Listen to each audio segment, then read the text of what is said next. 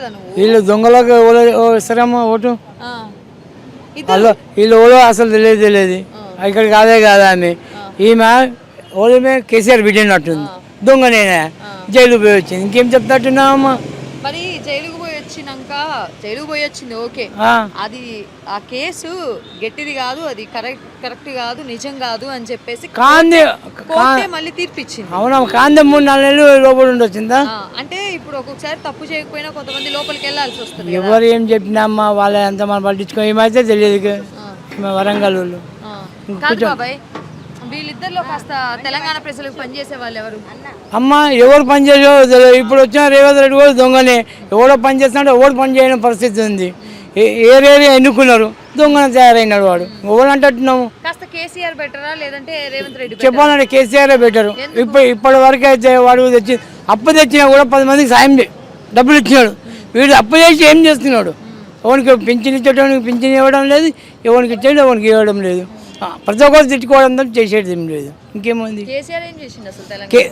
Telangana aged పర్సన్లకు డబ్బులు ఇవ్వడము, పింఛన్లు అవి ఆపకుండా చేసినాడు. మరి ఈడేం చేసినాడు?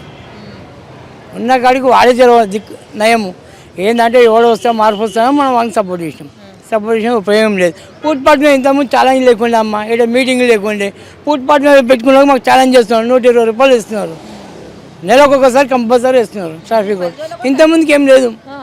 కేసీఆర్ ఉన్నప్పుడైతే ఏం లేదు. ఇంత మీటింగ్లో ఇప్పుడు 10 రోజులకు ఒకసారి వచ్చి చేస్తున్నారు. ఇప్పుడైతే నెలకు నాకైతే 15 రోజులకు ఒకసారి కంపల్సరీ 100 రూపాయలు ఛాలెంజ్ ట్రాఫిక్.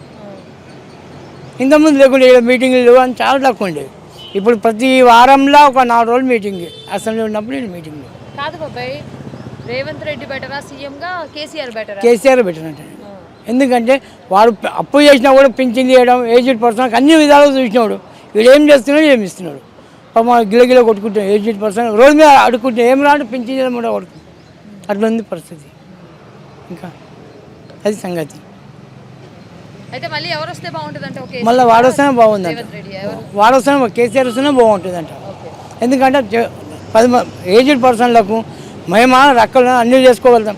ఏజ్డ్ పర్సన్ వానికి వీనికి పింఛన్ ఇవ్వడము అవి చాలా చేసినాడు. ఊర్ల బండి అందరికీ ఊర్ల బండి అవే పడతలే. వ్యవసాయం అవి డబ్బులు, భూమి పైన డబ్బులు పడతలేవు.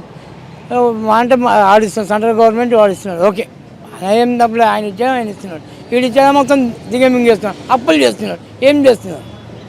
అడిగేటోళ్ళు లేరు, చెప్పేటోళ్ళు లేరు. దానికి అడగలేము. అది సంగతి.